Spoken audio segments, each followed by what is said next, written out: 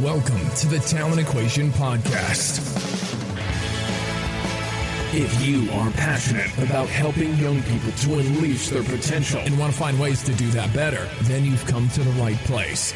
The Talent Equation Podcast seeks to answer the important questions facing parents, coaches, and talent developers as they try to help young people become the best they can be. This is a series of unscripted, unpolished conversations between people at the razor's edge of the talent community who are prepared to share their knowledge, experiences, and challenges in an effort to help others get better faster.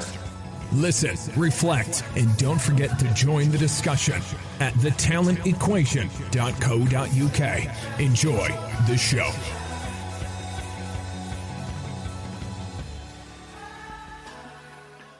Welcome back to the Talent Equation Podcast. I'm back by popular demand. I've got Mark Bennett on the line. Mark, great to see you. How are you doing? I'm great, Stuart. Thank you.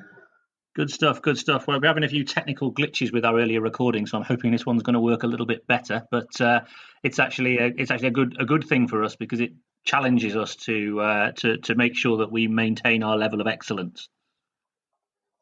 Yes, and also make sure we don't just repeat ourselves all the time. That's true. That's very true. So the last time you were on, it's been a bit of a Mark Bennett love fest at the moment on this podcast because obviously there was a really great response to the first time you were on, and then subsequently I had a conversation with Alan Keane, who's one of your Jedi Padawan, and obviously he was eulogizing about the transformative experience that he'd had under your tutelage, so to speak, and so was I. So both of those have had really, really positive responses, and I know that that's subsequently created. So you've had some sort of initial conversations with some other people over in the States and various other coaches out there who are interested to know more. So I thought it was worthwhile you coming back on, and we can delve a bit deeper. Yeah, I really enjoyed your podcast with Alan. It's really enjoyable to hear from the outside, just people discussing the impact it's had on their own behaviour, lives, and obviously their own performances. So for me, I found that really enjoyable to listen to, because it's not often you get from the outside listening in. Normally somebody's talking to you and you're doing a review with them. But it's what I get up for in the morning, really. So for me, that was very satisfying to hear people that have had a positive impact from me in some form or another.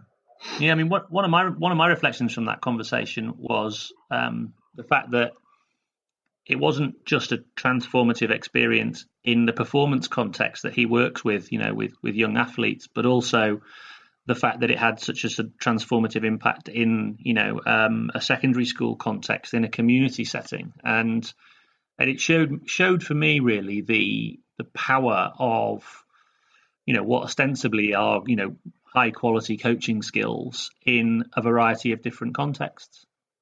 And it's one of the questions that I often receive when people are initially thinking of going down this journey with this experience is that, the question is always, well, will it only work with elite athletes?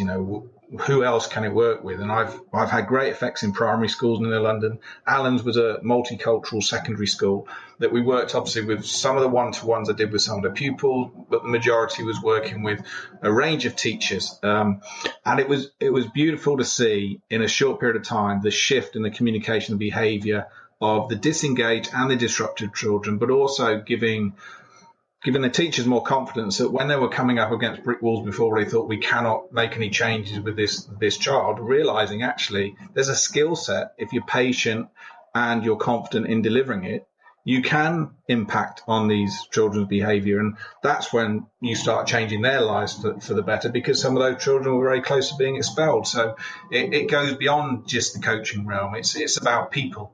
And if there's people there, then this can have an impact.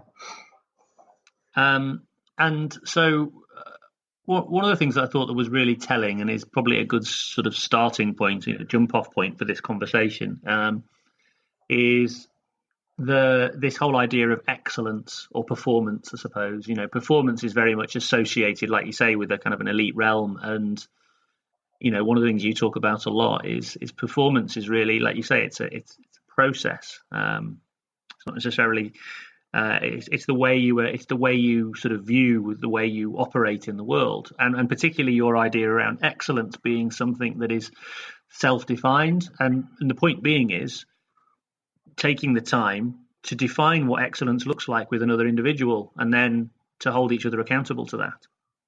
Yeah, it's funny because we often use many words, but we don't actually sit down with the people we're using with to establish, is your meaning the same as mine? Performance is a great example of that. So for me, if you haven't heard me deliver before, performance is your intent for something, that you want to do the thing to be the best you can be. That can be from a novice of any age to a person that's going for their second Olympic gold medal. It makes no difference. And excellence is your behavior to achieve that, doing the best you can in the moment with what you have. So the beauty of it is any single person can do that. And it's organic. It changes as you grow. So as your knowledge, skills, your physicality, if it's a physical linked element, improves, increases, then you shift where you are within those ranges. But the behavior is always the same, doing the best you can with what you have. You just have more to do something with. So these words, performance and leisure, as a way of intent, can relate to an international athlete and to a novice. They can both be leisure, they can both be performance. And when we get past that, things become a little clearer of what is it we're looking for, and between the relationship we have, whether it's teacher, pupil, coach, what does that look like? Now we know what we're talking about. So when you define sort of performance versus leisure,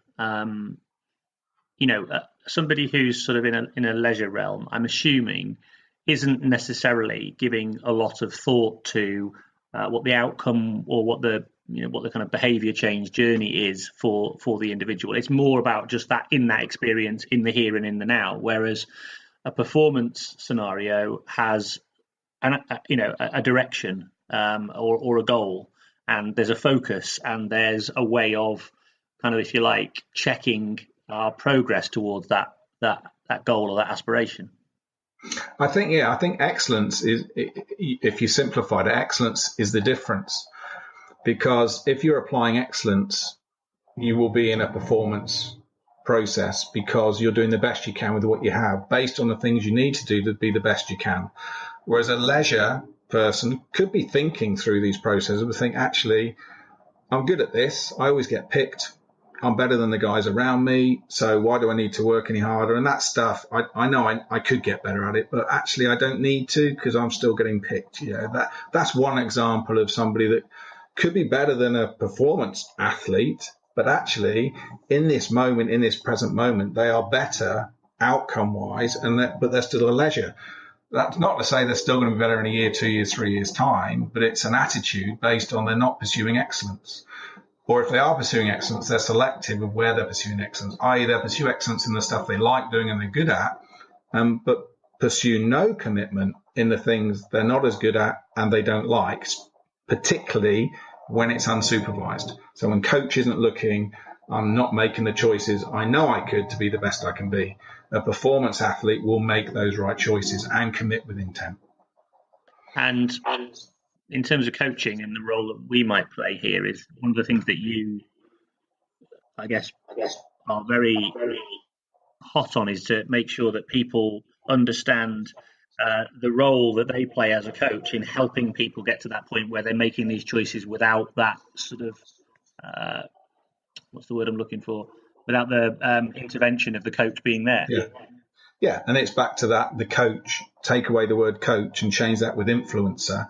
It gives you a better idea of what the true meaning of that word is I'm there to influence somebody so they can make the right choices with the competency, if there's a technical and tactical element, with the commitment and the ability to review without the emotions, unsupervised from me. So if a coach is thinking that, then they've got to look at all the elements that they need to be effective in to maximize the influence of that person they're working with, which is similar to many coaches, but totally opposite to many other coaches.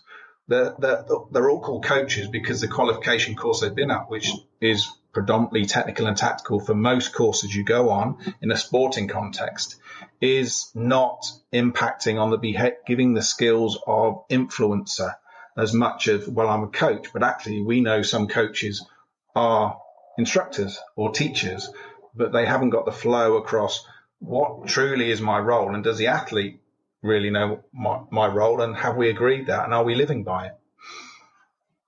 I think that's one of the things that people don't fully appreciate, is that a big part of what we're trying to do here is to make ourselves redundant. The athlete is the one who's in charge of the performance. They're the ones who have to make the decisions in the middle of the pressure of the performance.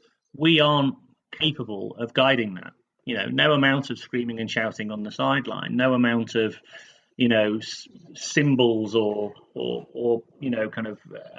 communications or notes or whatever it might be is really going to help that athlete right in there. They've got to perform on the day, and unless we get them into that situation when they're fully cognizant of all the things that they've got to do within their performance, then there's always going to be this breakdown between our ability to help guide them to achieve the best things they can be within a performance context. And that's back to, have we really evaluated our impact time with them? And are we making maximum use of our impact time with them? Because we know training is the element that will facilitate the performance in competition. We also know that for different sports, the percentage of time coaches supervised training is different. Golf, as you know, is a great example of most of the practice time is unsupervised. Some other sports, most of the practice time is supervised. But we're still down to, when it's supervised, and here's the crazy word, what do we mean by supervised? Is that I'm controlling all the plays? Let's look at basketball, rugby, football, hockey, netball. Am I controlling the plays? Am I shouting at them while they're doing the training to let them know what's good or bad? When they come in, am I asking the same questions? Have they got learned answers? Am I dictating their thought patterns and processes? So I've developed an environment which doesn't allow them to think enough to make those choices. And do they have the freedom to understand it's okay making a poor choice as long as I commit to it and review it, because this is where we get better.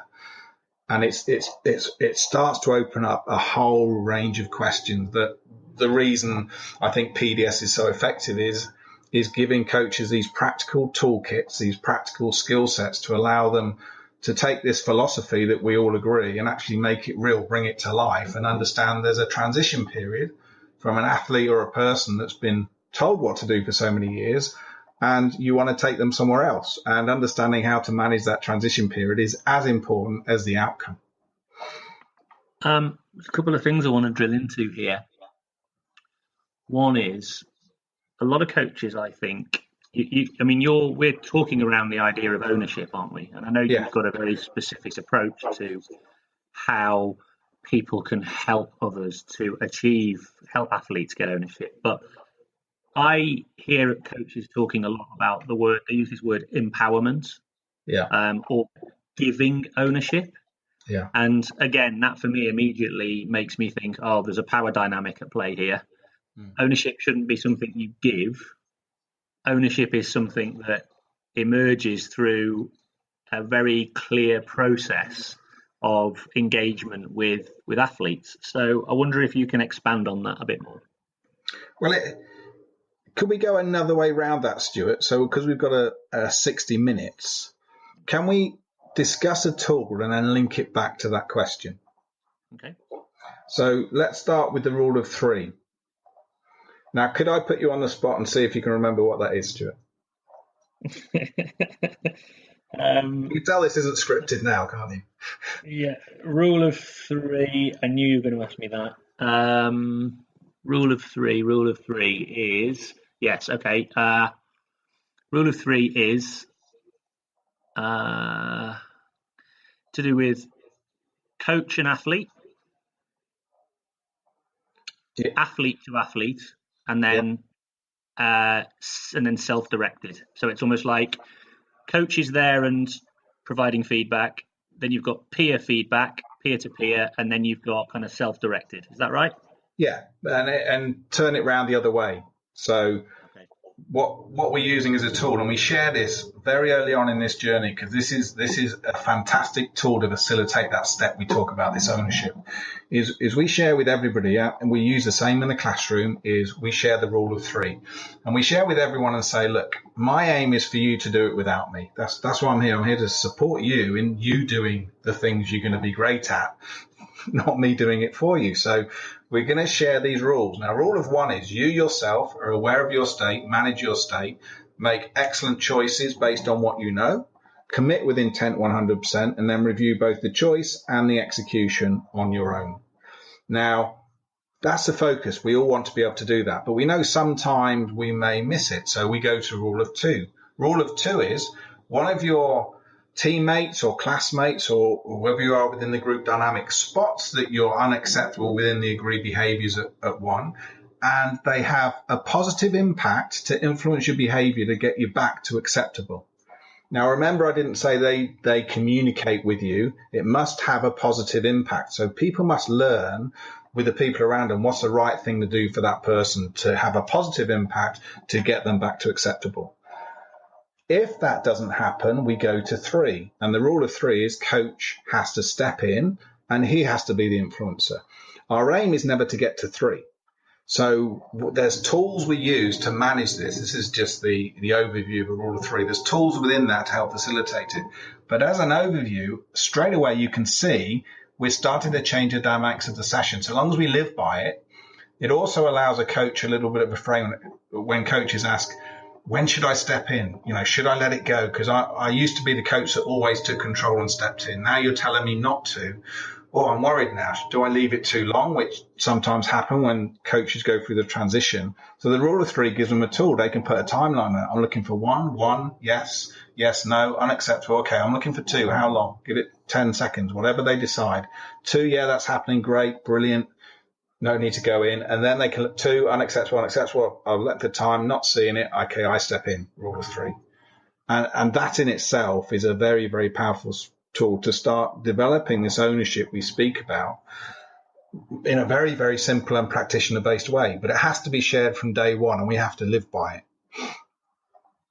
So in bringing that to life, if there was a session running and, for example, coach, let's say, blew the whistle to create a break in gameplay, in training gameplay, let's say, then if you were to see the rule of 3 in action, there would be the only sound you would hear would be, say, the coach stopping the play or blowing the whistle, because that's a natural break, and then the players would be going through this process and maybe with the coach literally just sort of listening in to make sure that they were there. Yeah.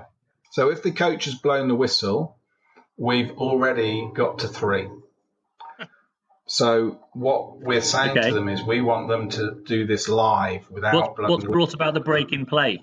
So the break in play would be if they've got to 1 and 2 has been unacceptable. Coach has established, no, they're based on the behaviours and what they're doing, unacceptable and what we pre-agreed based on our acceptables and unacceptables and excellent. I've let it go to 1. No, I'm looking for 2s to manage 1s. No, okay, I've let it go. I'm stopping now. Okay, guys, why have I stopped play? Remind me of the rule of 3. Or it may be we've agreed a set time, so we're doing a reset, or we're doing how long can you maintain this amount of time based on our critical outcomes, based on what we agreed was acceptable, how long can you go for? And they might say 3 minutes, and he lets it go and they make the 3 minutes, he blows a whistle. Okay, let's review that.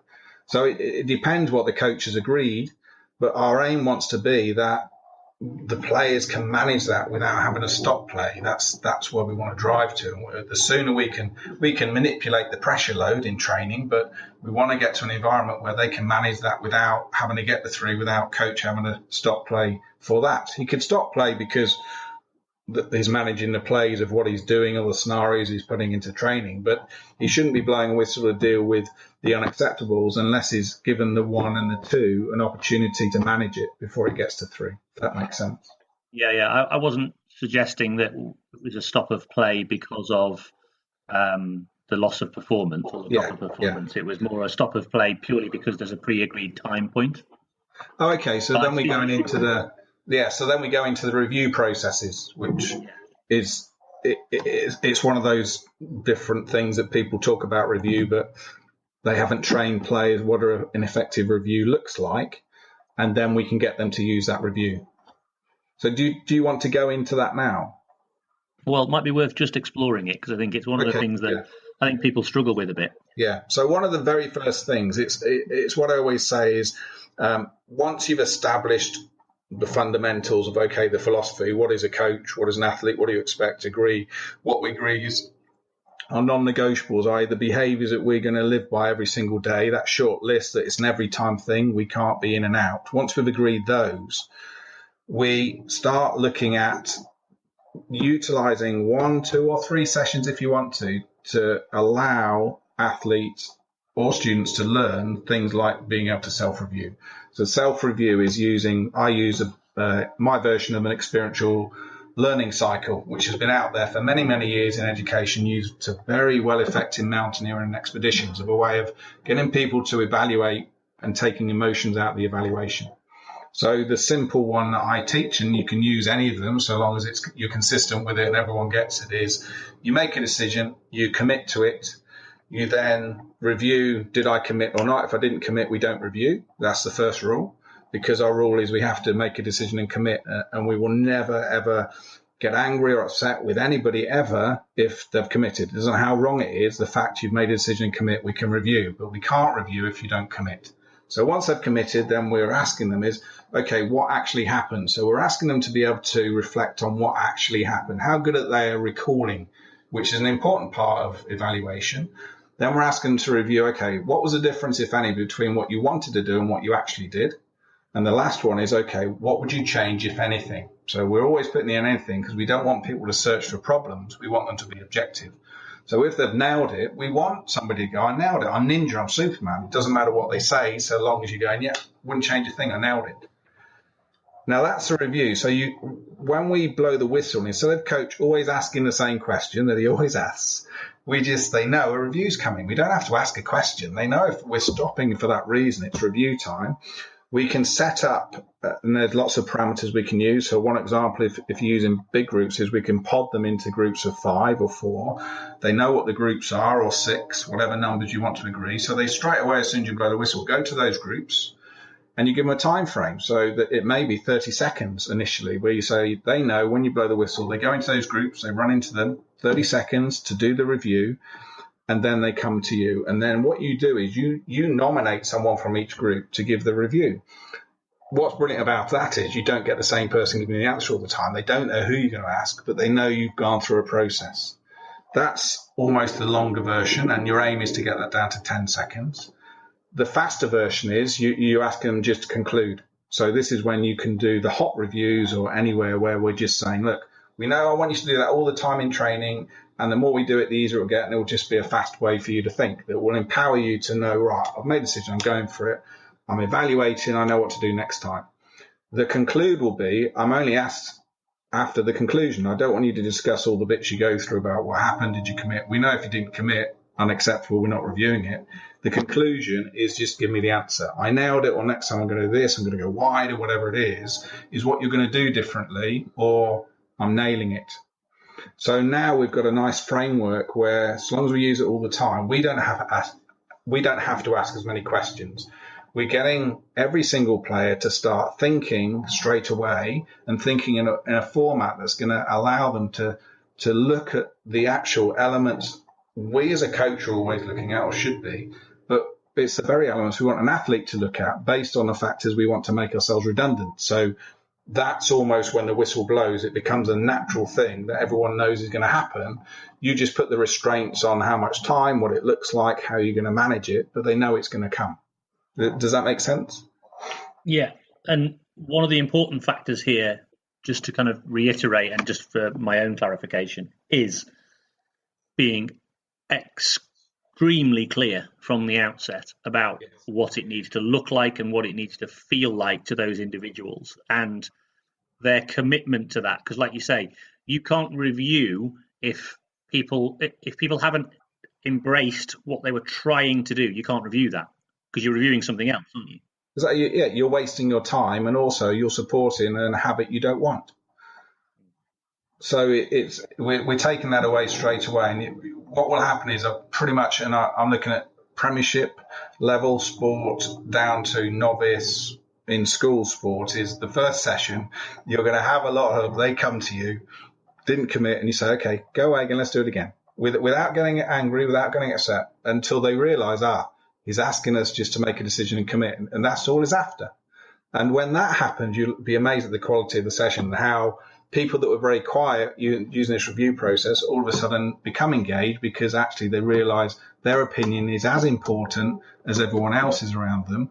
And what was fantastic was Alan shared an example where he gave me the reins for his basketball team for a European qualifier, where he had a player that hadn't said anything, and using these simple frameworks we've just discussed, came out with some very excellent thought processes and conclusions that the coaches hadn't even thought of, just because he was using a review process that he was only taught 20 minutes before.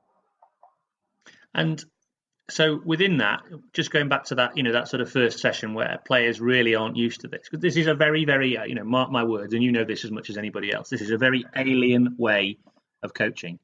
It'll be very alien to the kids, because we're very used to just being told, either being told what to do, or increasingly and worse, not worse, but just as bad probably, nobody tells them anything, because it's about empowering coaching, and we just stand on the sideline and let them play. Yeah, so, or we get to those one or two players that are always coming up with the answers, and they know the answers because they've learnt the answers, and everyone else is silent. Yeah. So when you do that, go away, let's do it again. What do you ask a question first and foremost? We always, early on, and we can continue to do it through the process, but you don't have to as much, but be ready for it, is we always go back to the question of, remind me what we agreed. Because before we start anything, we agree it.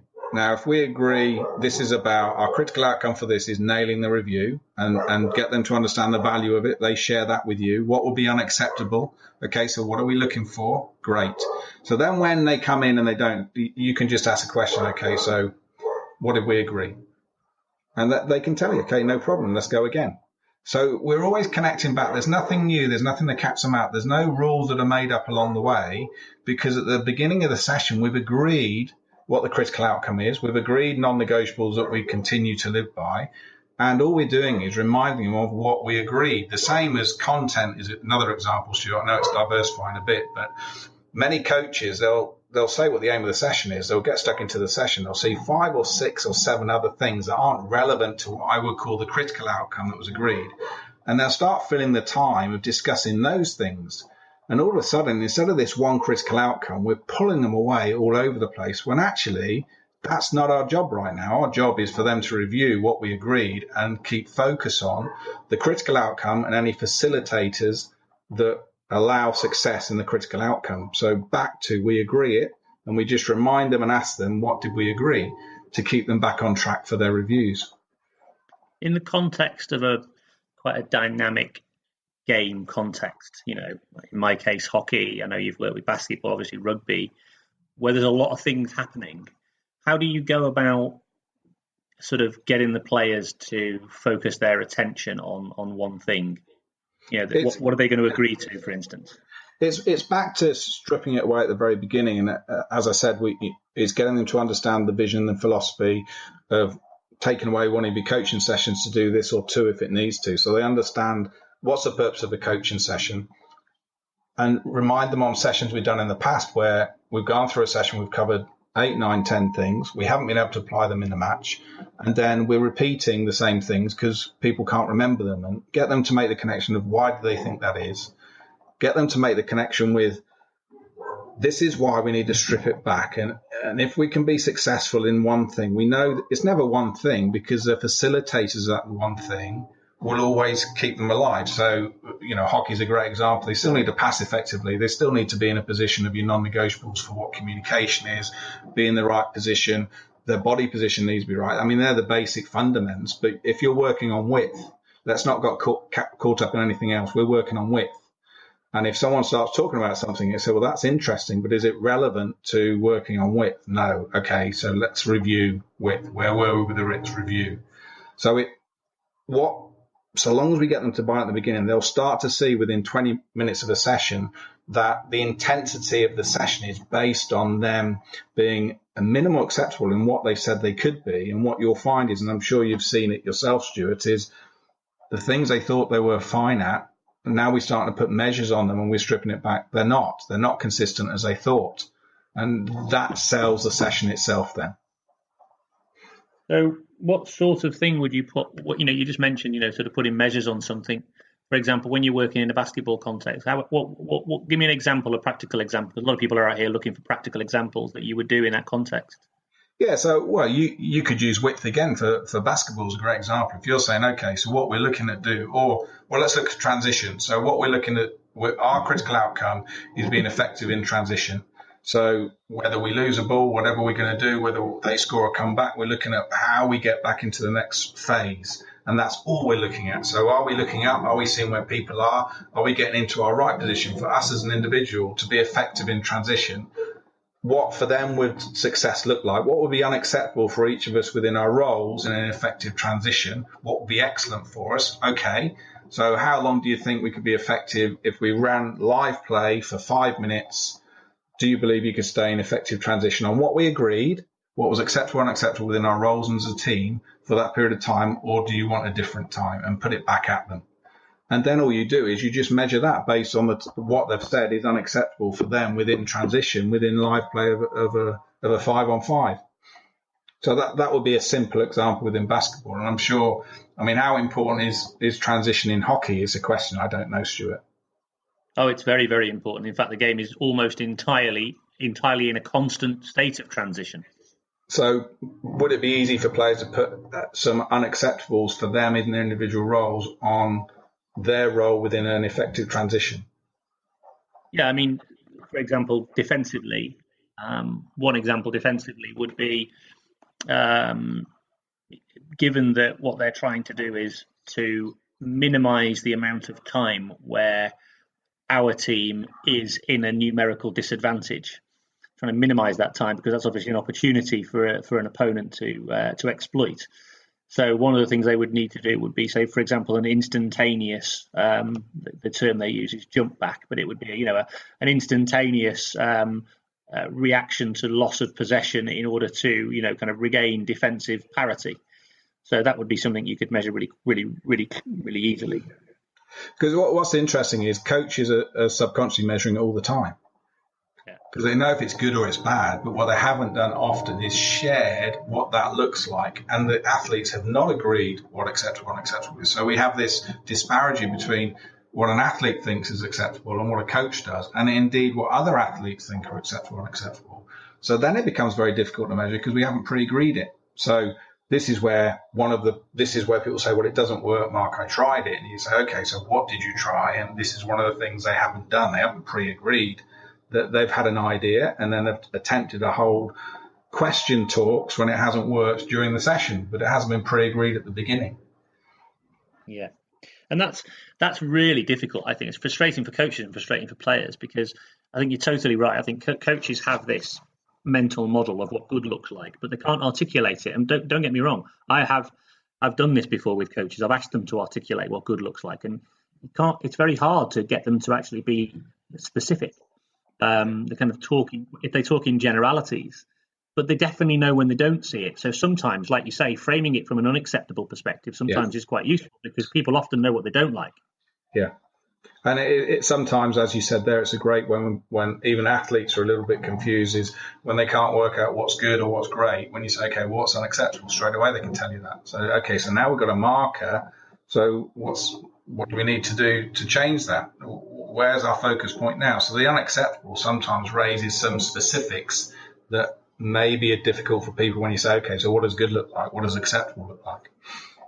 So when you bring it back to, so you frame what good looks like by not doing what bad looks like. But then that can move you to, that can. So now going back to the school, to the rule of three then. So what you would say is that the athletes recognize one of those moments of unacceptable. Yes. They're recognizing that. If they're not recognizing it, other athletes are recognizing it for them. Yes. And if none of the athletes are recognising it, that's when the coach has to intervene. Yes, and this is where back to the aim of the coach wants athletes to show him the answer or her, not tell him or her the answer. So what we don't want is very intelligent athletes that things aren't going right on the pitch. They're not doing what they agreed. It's unacceptable. Nothing's really changing. They come in, coach says review, or he does his traditional, okay, so what do you think of that? What happened over there? Whatever it might be. The athlete gives them all the correct answers. And then he goes, okay, great. So what are we going to do? Or the coach continues to talk, which again is one of my pet hates, because the last people to talk should be the people, the doers, the athletes telling you what they're going to do, not you telling them. But even when that happens, then they'll go away and they'll give it another go. And my argument is if they're coming in and they're giving you the right answers, my first question has to be, okay, when did you recognize that? Okay, why didn't you do something about it? Because this is what I want. I want you to show me the answers. Even if it doesn't come straight off, I want to see your intent of the choice change. So let's go again. So it's this showing part that's the important element. So once you've established the parameters, the athletes are clear. They know what the parameters are, either what it is they're striving for or what it is or the level at which they're not going to go below. Do you then allocate, or essentially not allocate, but do you then say, right, you're responsible now for maintaining the standard, and if it drops below that standard, then you're responsible for addressing that, either live whilst you're in the middle of playing with each other or with yourself, or within some of you can call a timeout or a mini review, or wait for a timeout or mini review in order to be able to do that. Do the athletes stop it, or do they wait for a timeout and then review against how well they think they've done against those parameters? One of the elements you can definitely give them, and I haven't seen where it is not effective, is you allow them to, instead of getting to 3 and you having to step in, you're allowing them to say, okay, if you need to call a timeout, you can. You need to quantify what it is, and I'm going to leave you to it. Then you can give them the permission to say, okay, coach, timeout, coach. You still give them a time. So whether it's maximum 30 seconds, 20 seconds, when they become more competent, the time can be quicker. So I like to get it down to 10 seconds quite quick, but you may need to start at 30. The options are they call it, it's a 30 seconds. They don't ever come to you. They talk, they go again, and you're just looking for the changes. I love that, because you can see they haven't told me, I'm looking for them. And it's great for your filters then. Can I actually see any change? They may call it and say, coach, we don't know here, or this is too tough for us. Then you can step in within the coaching role. So you're never there just saying, crack on, guys, but you're giving them parameters, always saying, I'm your last resort, guys, but let's not waste time with this. So if you definitely don't know the answer, then I'm your call at 3. But if you can work it out and you need a timeout and you can manage it yourselves, you call your own timeout. So so it can work either way, I suppose. It can either be at a certain point, or they can say, no, we'll call our own timeout because we know we're not at the right point here. Yeah, and our aim is always they don't need to call the timeout. Our aim is everyone can manage it at 1, but potentially everyone can manage it at 1 and 2. So you can just see that you can just step back and say, no, I'm seeing them, they're sorting it out. Yeah, much better, without even stopping play. That's our very focus point in training. That's a huge step when you start to see that, and it's giving them the frameworks to allow players to realise, 1, they can do it, and secondly, they have the tools to do it. Yeah, that's a big one, because I think that's one of the things I can imagine a lot of people out there thinking right now, which is, my athletes won't do this. My athletes won't engage in reviews in this way. They'll either kind of mealy-mouth it because they're so used to being told what to do, or they'll give generalities just as a means by which to hopefully placate the coach, and then they can get back to playing. Yeah, and this is why there's a sequence to go through to give them the tools. I always look at it as, if you're a basketball player, you need to learn some things you can learn yourself. You can go around a basketball court and learn to dribble and pass, and there's some things you might need some external coaching for, but you're putting time into improving in an area. Now, this is an area that you spend time improving in, and all that's happening is someone, as a coach, is giving you additional tools on top of the technical and tactical and the physicality the S&C may give you to allow you to be more proficient as an athlete in the very role that you need to be good at. So what's brilliant is you've had a podcast with Alan Keane, and he's explained exactly what he saw me do with a set of players that were not used to it, that were uncomfortable with it within a very short period of time. They bought into it, they embraced it, and the quality and the intensity of the session went through the roof. Now, I'm skilled at it, so obviously I can get there a bit quicker than most, but the whole point of me putting on level 1 coaching courses or doing the online mentoring or the live support is giving them coaches this step-by-step process to allow them some frameworks to develop the skill sets in the athletes and not think, I've done it all this way, now I've got to do it another way and hope the athletes are going to change, because they won't. Athletes are human, coaches are human. So we've got to get the coach to change first, be confident in the tools, be comfortable being uncomfortable in doing new things, share it with the athletes, don't be hidden by it, and then be consistent with it. If we're not consistent with it, if we give it a go and the session looks terrible and we revert back, we wouldn't do that if we were developing a new skill or break down a bad habit. We have to be consistent. And if you are, and you use the processes that I share, you will get there within one session. You will see the shift in one session. The toughest thing is to be consistent with it as a coach, and not when the pressure goes on, you revert back. This is where you need to have courage within your own convictions and be uncomfortable and know, as a coach, you may not get to where you want in the short time in that session as quick as the way you're skilled at and used to, but in 3-4 sessions, you're not going to be as effective using your traditional methods, because the recall and the understanding using these methods are far superior. The long-term recall will be better. The understanding will be better. So it's just being comfortable to be uncomfortable and be patient with this transition period, not just as the athlete, but for you as a coach. And one of the things that's sort of popping into my head here is you just said then something about spending time, working with players, getting them better at reviewing.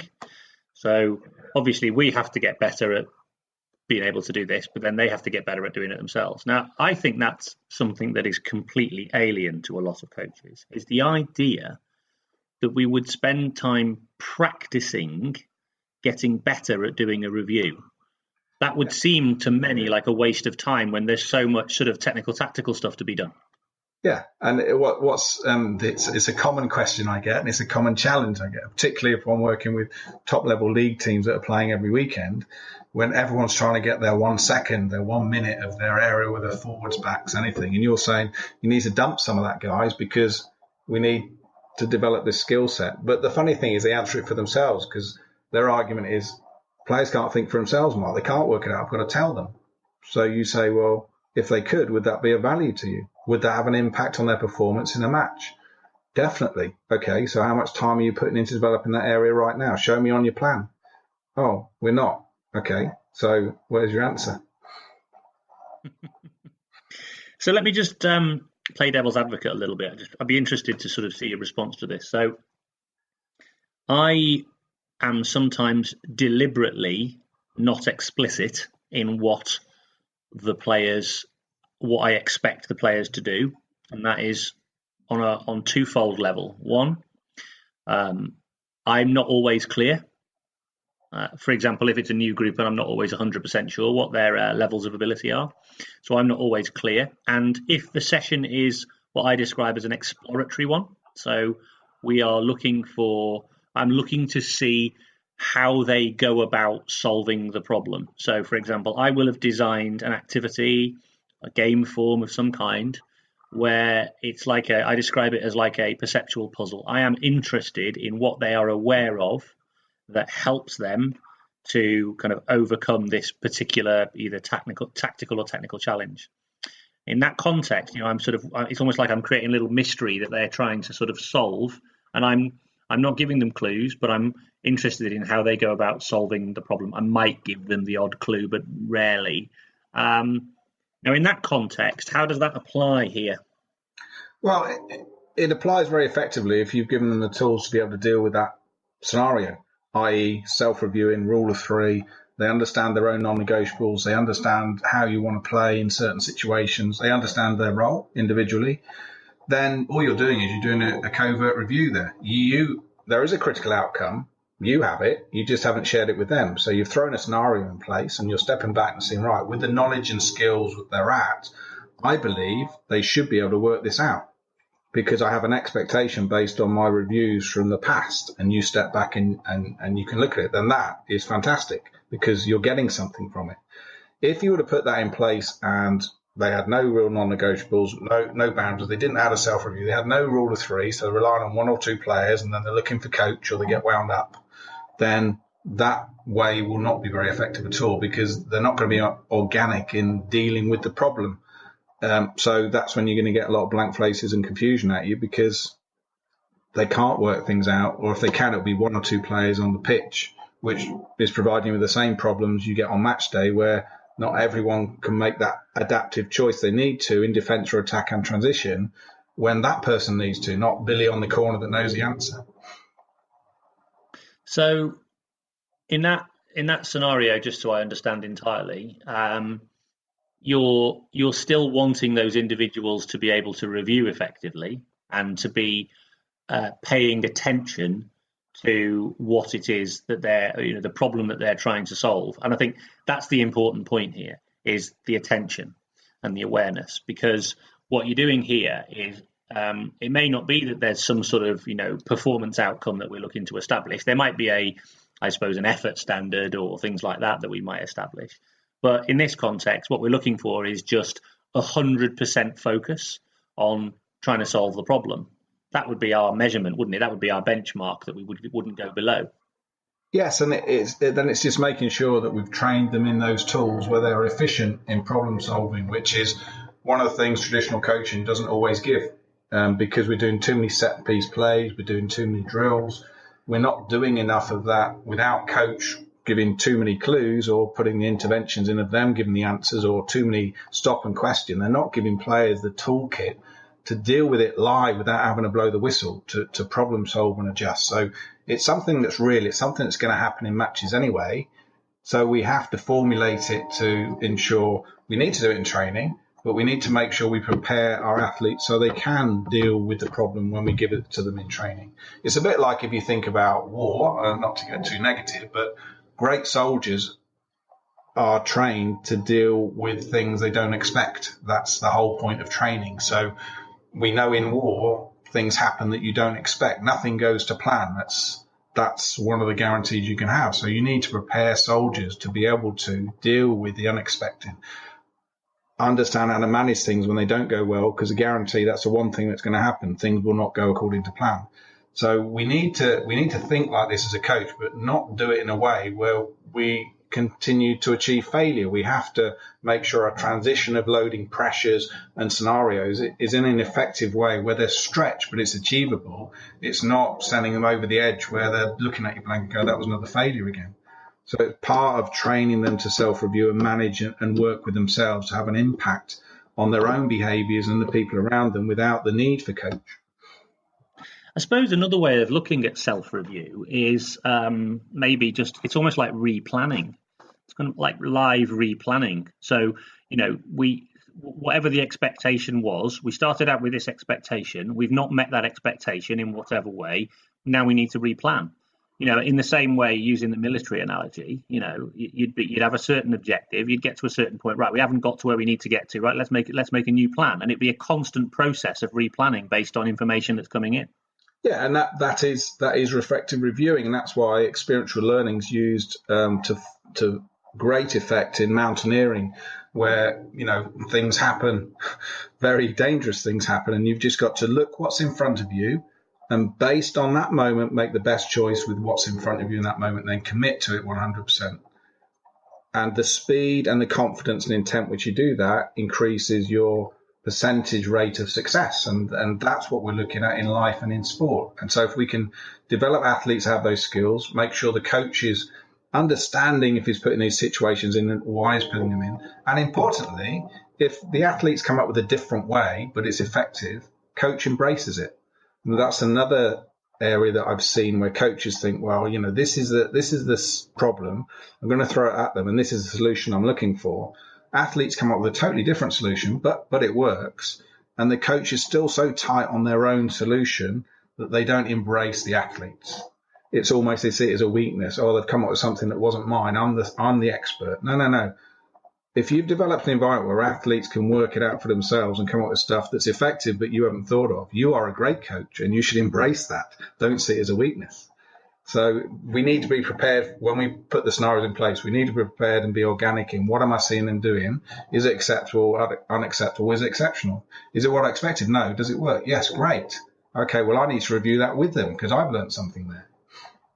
Yeah, I actually think that's an important point you make there, because actually in this sort of, kind of acceptable, unacceptable setting bit, one of the things that might not have come across here is the fact how much the athletes are involved in establishing what is acceptable and unacceptable. It's not necessarily based on a coach standard. And I think that's really important. And I'll tell you why. I was doing a coaching conference for 100 odd coaches at the weekend, and I showed them all a video, and it was a kind of what happened next, and it was a particular video of a defender carrying the ball, bringing the ball out of defence, and I said, right, what happens next? And so they all then give ideas of what should happen, could happen, this, that, and the other, and then I played the video, and this particular player does something totally unexpected, and what would probably be traditionally considered to be really quite risky, but it sets off a useful attack. And I say to them, how many of you saw that coming? And nobody did. And I said, well, there's a problem for us there, isn't it? Because sometimes our expectation of what should happen actually constrains what the athletes are capable of coming up with themselves based on the information that's coming at them.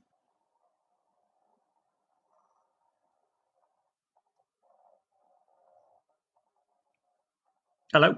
Oh, I've lost you there. That last 10 seconds. Yes, but I heard what you were saying. Yeah. And it's always one of those things. It does go back to the first thing we spoke about in the first few minutes of this is we agree what the role of a coach is. Well, the role of the coach is to make themselves redundant and allow their athletes to make great choices, effective choices, commit with intent, self-evaluate, and continue to change under any type of pressure. So if that's what you're seeing, then that's a success because you have made yourself redundant and they are achieving success. So, and within that, sorry, I'm just writing that down.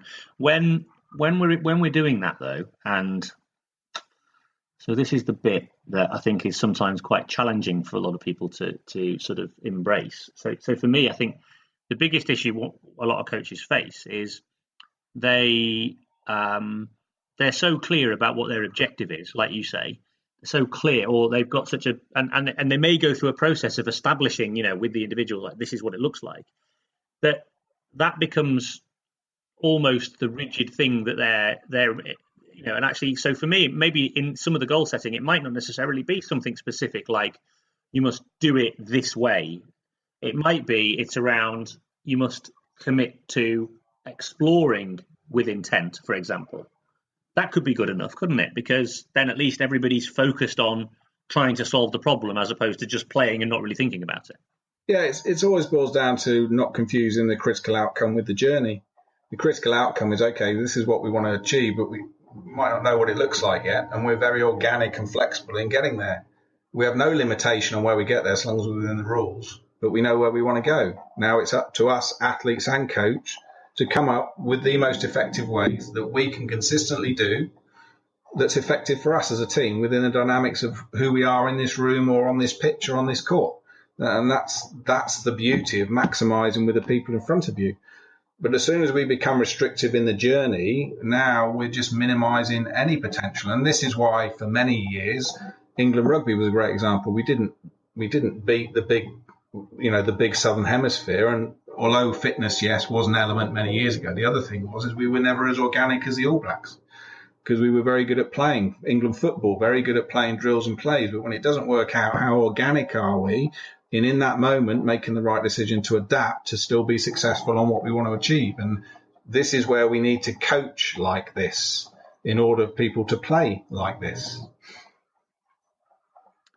And that's a really important point, isn't it? Because that's something I think that is often massively lost. And one of the reasons why I think, in terms of coach development, in terms of how much a coach is prepared to commit to their own development and learning, I think there's a role for the coach developer to be as stringent with them in their learning as we would with the athletes, because it seems to me in coaching that we have quite high expectations for athletes, and and we want to make sure that we help them strive to achieve their potential, and we challenge them and all that sort of stuff.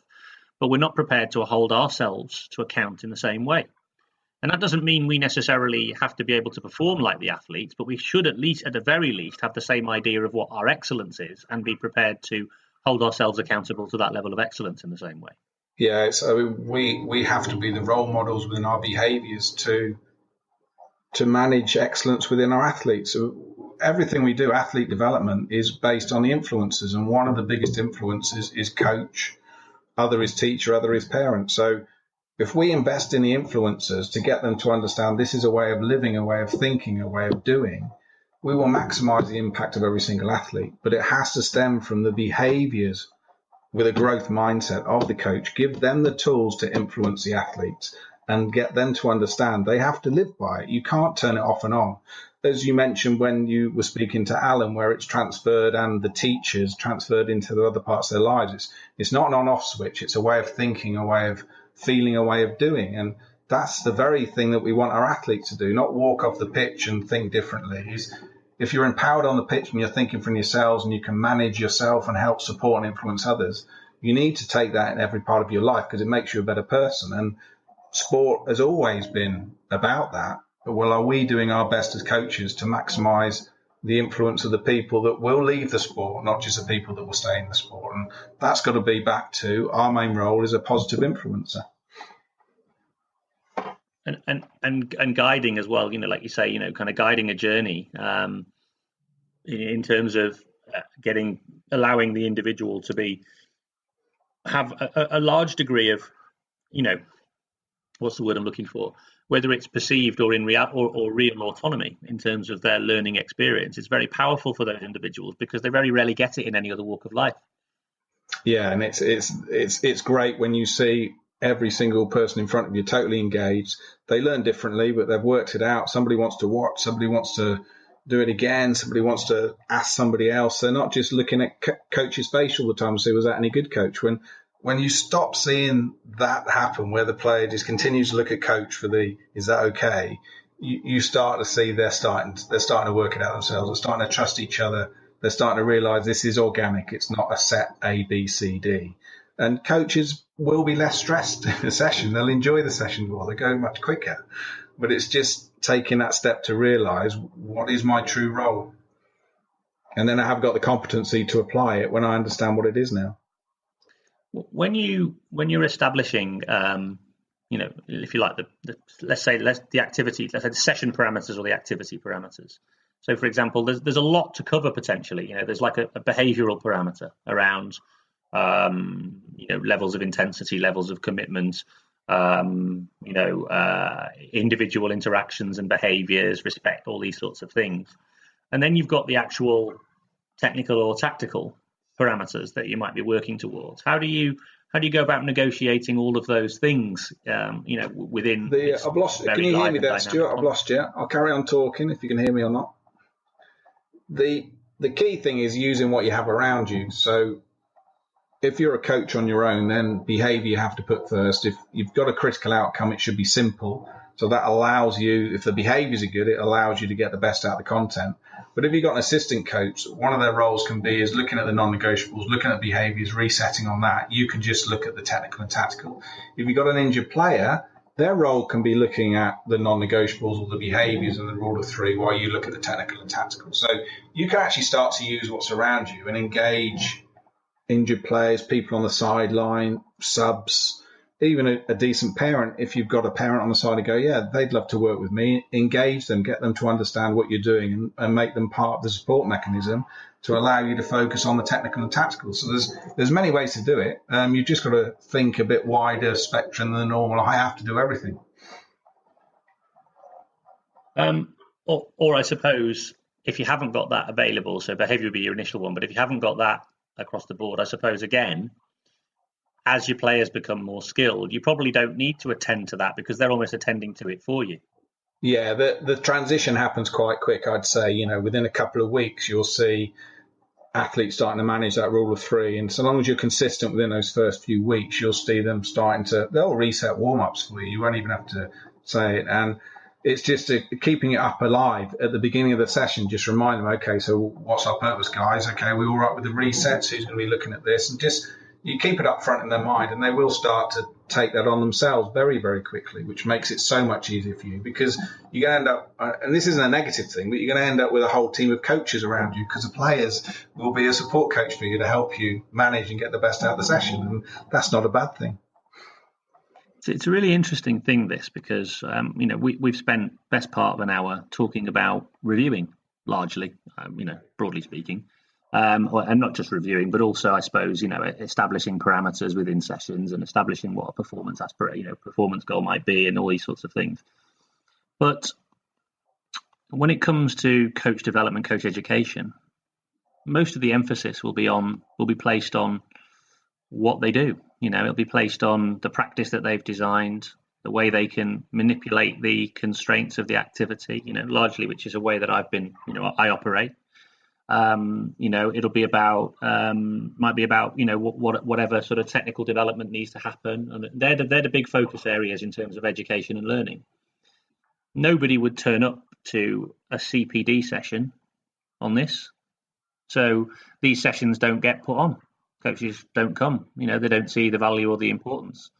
But for me, this hour, has reaffirmed to me some of the things that I learned with you, and I've had to, how everything sort of drains, bits of stuff you sort of forget or you lose, and you lose the focus on those. So that's brought back to me and just put on a little bit more crystal clarity as to what needs to happen. But it's a practice. It's something that you have to commit to. It's something you have to, you have to continually try and get better at. But just not sure how many people out there do see the power until they get exposed to it, like, through engagement with you. And your podcast, Stuart. It is down to you don't know what you don't know. And I think the more people get an insight into this, the more they realize it's top of the list within their own investment and development. My challenge has been particularly for the last 10, 11 years, where this has just been my one-time passion, is people have been dismissing it because it doesn't fit in the priority order. The investment isn't there. But I think we're at a time now where people are realizing that coach development isn't just the technical and tactical. In fact, this is the priority to influence our athletes. Athlete development is influencer development. So I think the tide is turning. I think the more and more people can start not just reading a line somewhere, but getting into conversations like this, the more that penny is going to drop, and the more people start realizing, why aren't we doing this as a governing body? Why aren't we doing this as a sport, from grassroots all the way through? Because this is what will make the massive difference. Yep. Amen to that. I actually do think it should be, part of, kind of essential priority learning for coaches. All this stuff should be central. Doesn't really matter what sport you're in. This can apply to anything, any sport, any context, any environment. This is how you become a coach. Then you can understand how you can apply that to your sport. I'm losing you a bit there, Stuart. Yeah. I think we're coming to a natural conclusion because the technology is really, really desperately trying to thwart this conversation. Yeah. I'm going to have a conversation with my internet provider about acceptable and unacceptable levels of coverage. Yeah, it's probably going to be at the interesting moments where they go, it's gone. Oh, where's that gone? Yeah. Well, I have a course that I'm running, so you can come on that if you want more. Yeah, good. So, by the way, when is that taking place? If people are interested in joining, I've put the dates on Twitter, but the next there's one in October next month in London, and there's another one in November in London. So if you get on the Twitter at PDS Coach, there's the details on there, which you can. There's still a few places on the October. There's a few places on the November course. But if anywhere in the country wants to set one up in the north or southwest or in America, Canada, doesn't matter. Just get in touch and we can manage one up. It's just another way of supporting the coaches in these fundamentals. Awesome. Well, Mark, before we lose the connection altogether, thank you very much again for taking the time out of your busy schedule to be able to have a conversation with me about this and share some of the insights into the methodology. I'm sure they'll be really appreciative of that. Oh, it's a pleasure, Stuart. It's a shame I can't share more, but an hour, I'm sure we've pressed a couple of buttons, and thanks for the invite. No problem at all. Speak again soon. Okay, bye. Bye.